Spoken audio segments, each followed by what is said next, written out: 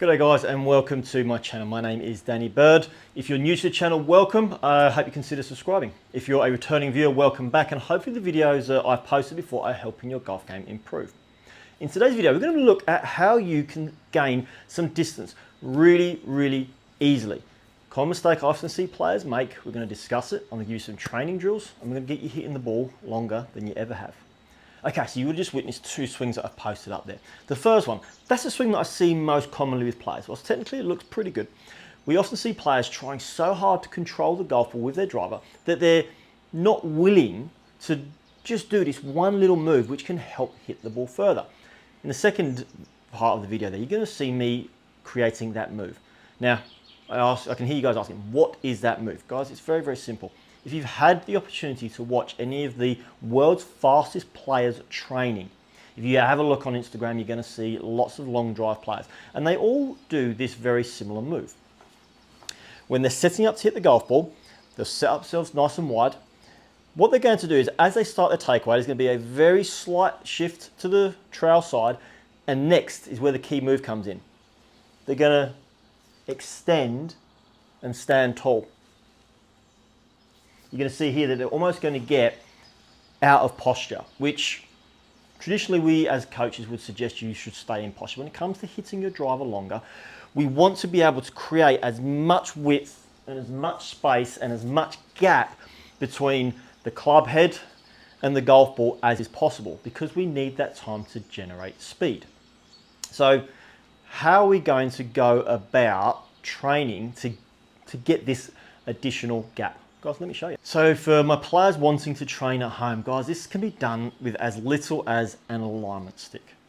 Now, what I'm going to ask you guys to do is, if you were to get into your normal golf posture, holding your alignment stick just as you would do your normal golf club. So we get into a golf posture and we make our normal swing.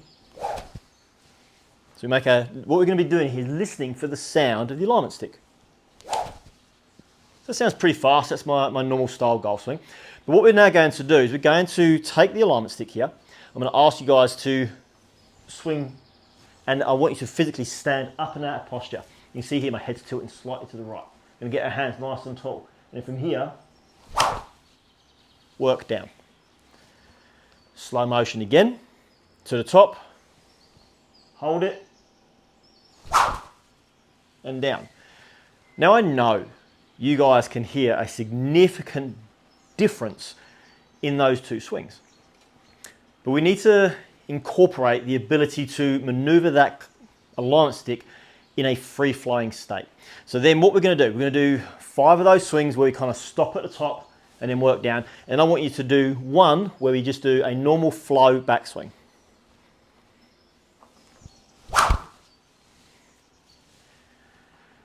For as little as 5 minutes per day, for a 30-day period, doing blocks of 5, 1, then rest. This is important because you're going to find yourself getting tired.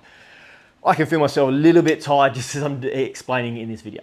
So 5 smooth swings to the top, pausing, full speed down, 1 full speed in free flow. Take 10, 15 second, 20 second break. Go again. But for 5 minutes a day, working on this particular drill and listening for the sound of this, you're going to find that when you do go to the golf course, that your club head speed is going to be faster. Therefore, you're going to be hitting the golf ball that much further. Now, I want to lay this disclaimer in there. You're going to be hitting the golf ball further. Your club head speed is going to be greater, but you may not have the best accuracy to start with. And to be fair, you may not always hit the center of the club face to start with, but this is where you're going to go and do some training. So for those of you that are going to go to the driving range, we want to work on this at the driving range. Really simple, very easy. It's basically the same as working at home, except what we're going to do is split that bucket into the 5 and the 1. But the main part, when we go for after that one swing, I want you then to just do a normal golf swing, okay? So that's 5, 1, and 1. And what I mean by that is we're going to set ourselves up where we're going to make our 5 swings where we kind of pause at the top, and then we're going to work down. So I'll just get this golf ball into position here. So the swing will look a little bit like this. We get ourselves set up. Make sure the club's behind the golf ball so we know where to bring it back to contact. Swing to the top, pause, nice high, nice wide, and down. Now, we're not expecting to hit this particularly great. We're not expecting to hit it into a dead straight shot. I'm not even expecting to see a whole heap of change to start with.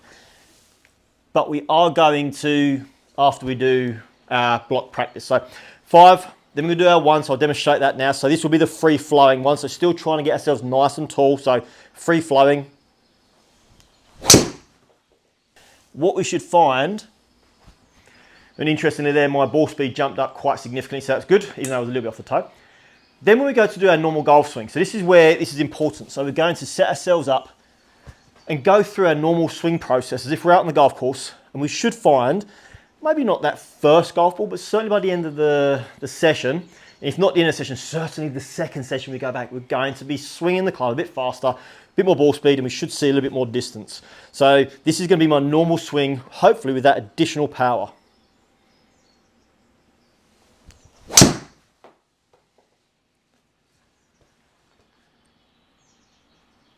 I didn't feel like I swung that any faster. I didn't feel like I tried to hit that any harder.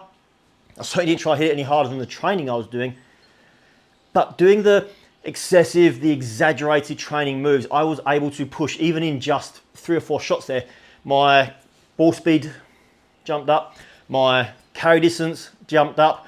I didn't sacrifice the accuracy because of how I'm training, so it's important that we train correctly. And I've got more distance. As always, guys, I appreciate you taking the time to watch today's video, and I do hope you found it helpful. I do hope it's helping your game going forward. As always, if you liked today's video, please give it a thumbs up. Those thumbs up, those little likes do help the channel grow, which then enables me to keep creating more free content for you. If you know a player that needs some help with their game, please feel free to share it with them. If you have a comment, a question, or just a thought on today's video, please feel free to leave it in the comment section. As you will see, I do get back to all comments on all videos. If you haven't already, guys, please consider subscribing to the channel. And if you do subscribe, make sure you hit that little bell so you get notified when my videos drop. At the moment, we have 3 videos dropping every single week. Until next time, guys, happy golfing.